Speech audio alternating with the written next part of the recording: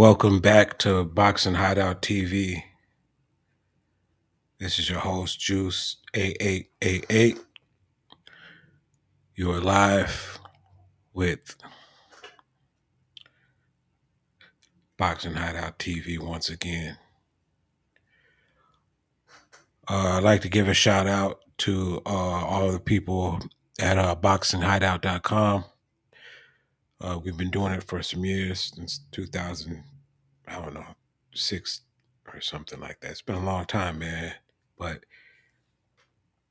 anyways, 2008 or whatever it was, man. You know what I mean? These mother have been going on. These dudes have been going at it for some years, putting in work. Um, like the channel, subscribe to the channel. Uh, just get that. Um, you know, we just getting back in the groove. Been out of the action since January. I think was my last one, but we'll be back at it again full time with Boxing Hideout TV. First off, I'd like to say congratulations to Devin Haney for his win last night. That was really impressive. He went down to Australia and beat the shit out of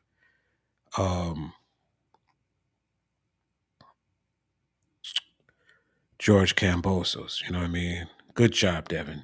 That was really impressive. Nothing to say about that. He did his thing. He handled his business.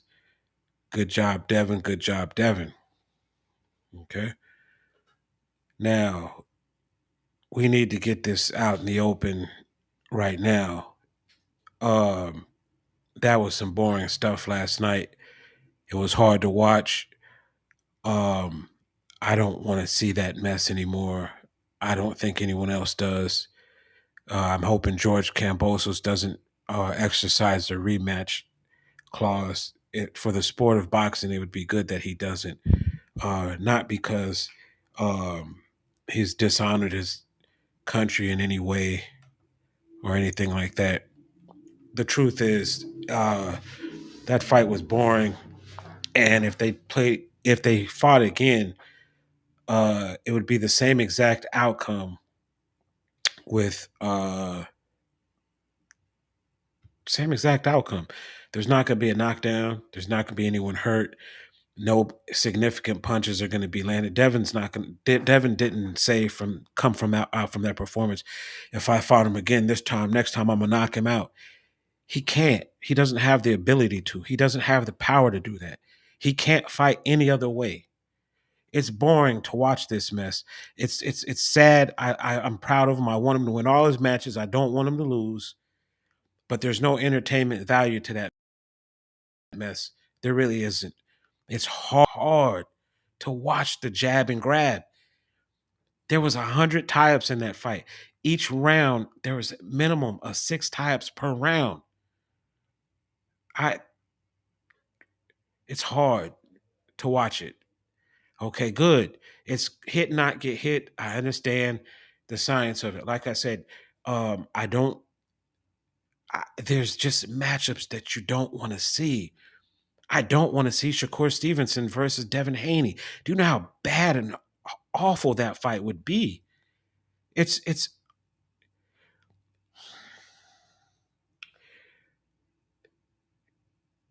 uh good job, Devin Haney. You won. You're the undisputed champion, and I'm proud of you. As a black man, I wish you nothing but success in your career. You have sky's the limit.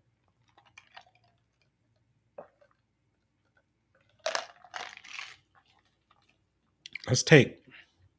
I'm gonna use Tank as an example, not because Tank knocks people out. I'm gonna use Tank versus Isak Cruz as a specific example. Okay, Tank hurt himself in the fight. Okay, it was obvious to the crowd. It was obvious to the opponent. He was a one-handed fighter. He had another dimension that he could go to. Okay, he had another. He had something else in his tank that he was at. No, he had something else in his arsenal that he could pull out to win the fight. Okay, other dimensions to his game.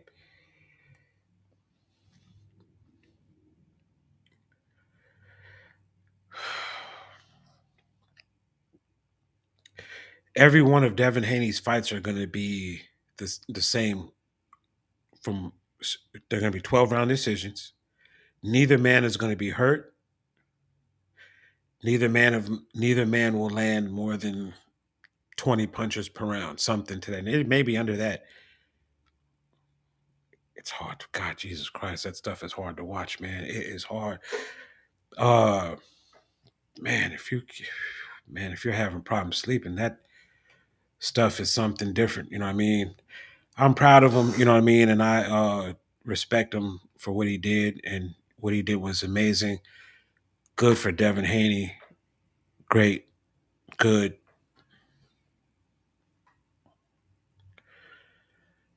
Man, I don't know, man. I don't know. The I understand the um I really understand the science. Okay, and it's beautiful to watch, but I don't like that it's come down to this. This isn't what Floyd did. People um mm-mm, this isn't what Floyd did. So I mean, I don't want them saying stuff like Shakur's the next Floyd and all this other stuff like that. Uh that's gonna be a whole nother video in itself. I don't want to get into that. All I know is that uh man, that stuff was some boring shit, man. God, that was boring. Each round the same thing. The fans of that of they're not fans of just they're fans of he's black and he's great and and all this other good stuff. Okay, so what are you gonna do when it's two black people going at it? Okay, you can't use race as a factor for anything. It doesn't factor into it. Like both of them are black and they can't factor into it. What do you do in this situation? Who do you root for? Okay. You can say, who do you think I'm going to win? But who do you root for in a situation where race isn't a factor if that's the only thing you go by? Okay. So we got to take that out of the equation. I don't care. I'm glad that George Devon beat an Australian. Okay. As a black man, good. Beat the Australian. Okay. All I saw from that last night is George Kambosos wanted to fight and he swung and missed all night. And then whenever there was a chance that any type of brawl could have broken out, he was be grabbed and the referee would break it up and they would start all over again. Okay. If this was one fight where Devin said, you know what, I've been getting knocked down in these drag out brawls and all these other fights, why don't I try something different? That would be one thing. I think there was one fight I saw Paul Williams was in a fight and he used his jab and boxed beautifully and won. It was amazing. It was a thing of beauty. It was like, wow, he can, but he notoriously was known for being a tall dude who wanted smoke. He'd be in there banging, like, dang, dude, you got a jab, use it. And so the one fight he uses it, it's a good thing to see, a beautiful thing to see. But but he just did it one time. It had to shock whoever he was fighting. I don't know if it was the fight he had against Margarito. It wasn't the fight against Carlos Quintana. It might have been the fight after that. He lost to Carlos Quintana. That was weird. I don't think it was whatever fight it might have been the fight with Antonio Margarito, but one of them fights, Paul Williams used a jab throughout the fight and he set up his punches and everything. It was the strangest thing to see. His whole career, he did nothing but inside fight. As long and tall as he was, He relied on his chin until he went up too much. Sergio Martinez had to remind him that anything can happen. Okay. I don't want Devin to lose. Okay. As a black man, I don't want him to lose. God, I hate to say this because I respect the mission that him and his dad are on. Okay. They're strong. Sound like they have some strong Islamic ties. I have nothing but respect for the Muslim culture and all that stuff like that. Good, good, good, good. You know, nothing wrong with it. I'm sure he's helping out whoever his community is or wherever his community is at. I'm sure he's doing some work there too, and I'm sure it's positive and everything. I don't. God, you don't want to. It's hard to make these type of videos and compliment someone that you respect, but then tell the truth at the same time about what you saw and what you keep seeing. This style of fighting is trash. Okay, if it's going to be the whole career style, like every fight's going to be the same way, it's garbage. Okay, I saw Andre Ward, and if this isn't what Andre Ward was doing. Andre Ward got hit. He mixed it up a little bit. He moved around and all this other stuff like that, but he threw hands. He got hit sometimes. Darnell Boone laid him out. He got up and went on to win. Darnell Boone had power. It was you're gonna if you're mixing it up with someone with power, you're gonna get dropped. It's okay. He got up and won the fight. Darnell Boone dropped a lot of people and hurt and staggered a lot of people. That was his hook. That was his main thing. Not his hook. Literally, that was his main thing was his ability to catch you at some times. Good gatekeepers. Edison Miranda, those are good gatekeepers. If they hit you some, it was gonna hurt a little bit. And they always would catch you at least sometime in a fight. If you really were about that life, you had to go through those type of fighters at some point or another. Someone who was going to hit you and it was going to hurt. Everyone fought a puncher at some point in their career. Okay. Uh, my suggestion would be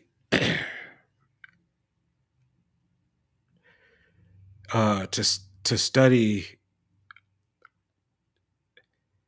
how to stop that duck move. He ducks and comes in, and then the ref forces to stop and has to break. I don't know, man. They got to figure out how to stop that part because if he has to fight in a if he's forced to fight in a traditional style, whether he's doing the high low jab mess that he does, it's we'll be able to see what he has in the tank then. Okay, there's nothing you can't gain anything from this other than man, he has the ability to slip punches for 12 rounds. He landed punches, of course he landed punches, but he has no power. What is he going to do if he's down on rounds?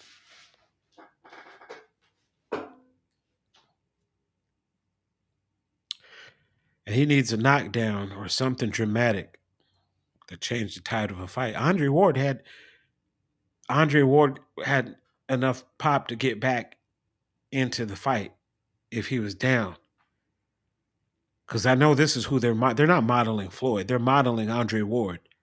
Let's get that clear. These guys are modeling Andre Ward. Shakur Stevenson, they're not modeling Floyd. They're modeling maybe Floyd's um,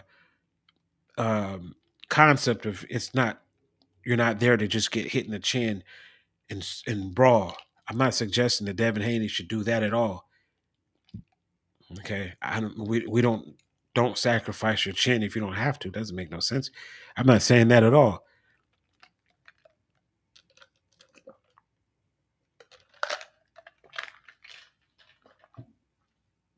What I'm saying though is that because he has no power, he's forced to fight in this manner no matter what. Okay. Paulie Malignaggi was a two-time world champion, two division world champion, regardless of who he beat to win those titles. In the record books, he's a two-time world champion. Terrence Crawford won his title from Jeff Horn.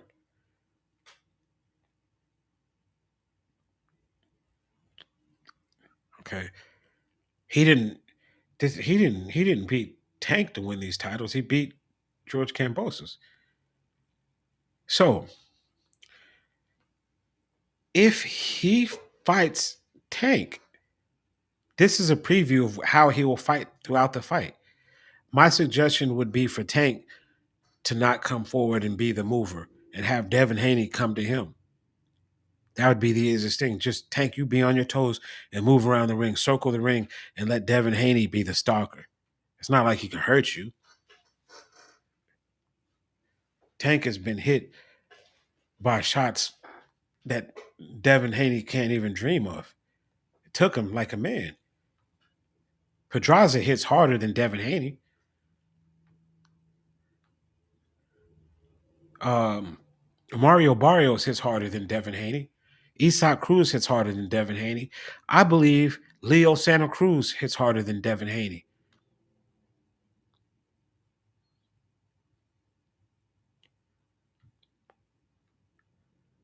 Tank is. I haven't seen him hurt from none of that. I don't believe Jose. I don't. I don't believe Jorge Linares has a shot that would hurt Tank. I think it would be a combination of shots, and he would have to not have been prepared. Shots he didn't see coming. A combination of those. It couldn't be just one.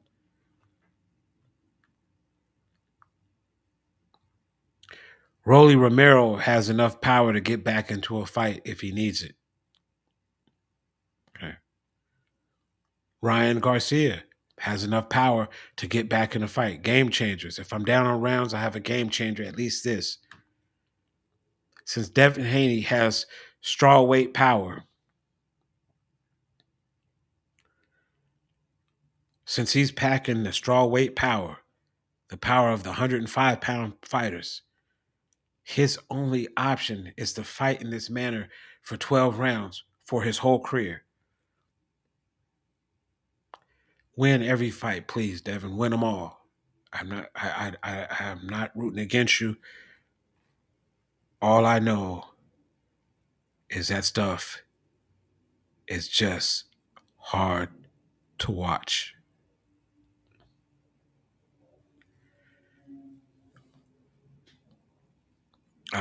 I'm rooting for you, Devin. I think that you have a style that's going to make you stay around in the fight game for some years. Uh, I would pick you to beat Tank. Okay, I would, because I believe that you have the ability to stay away from Tank for 12 rounds. Okay, but as a fan, me knowing how that fight's going to turn out, to me, it's just like saying, I wonder if the the the the rabbit is going the tortoise is going to catch the hare this fight. I don't know if that's a good analogy, but whatever hunter is chasing a softer animal, the softer animal becomes the prey, and we're like wondering if the prey is going to get away. When I watch him fight, when I watch his fights, all I think is, will he get caught this fight? Will he get caught this fight? Not will he lose, just will he get caught? Because he's not standing there to take punches at all. So being that we don't need him to take punches, like I said, I'm not rooting for him to take punches. That's not what this is about. This is about entertainment value and your role in your own demise. I don't know how to tell casual fans to watch this.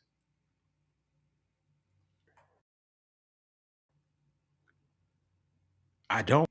If someone doesn't know about the sport, I don't know how to tell them to uh to watch it.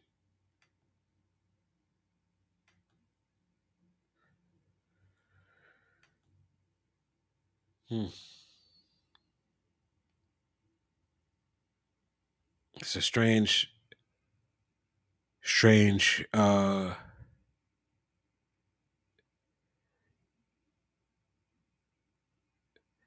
strange game going on. Anyways, I'm gonna end this. It's been great getting back in here. I'm gonna get back to this live streaming stuff again at some point or another. I got some more videos I'm gonna put out, some stuff. And once again, this is Juice 8888 with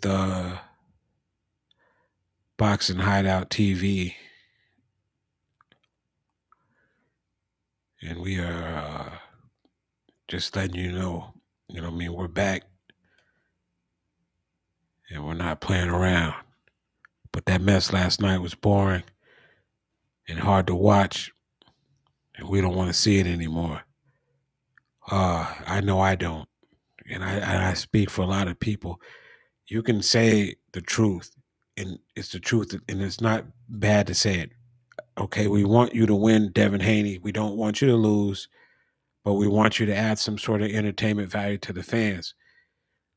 There's nothing cool about that last night. That jab and grab stuff is just so hard to watch, man. And I don't know any other way to say it, you know. But I don't know. Some people like it. So congratulations. Keep winning.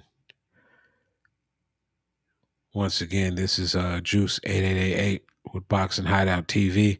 Go visit boxinghideout.com. Like the channel, subscribe to the channel, like the videos, and all that good stuff. There's more coming out.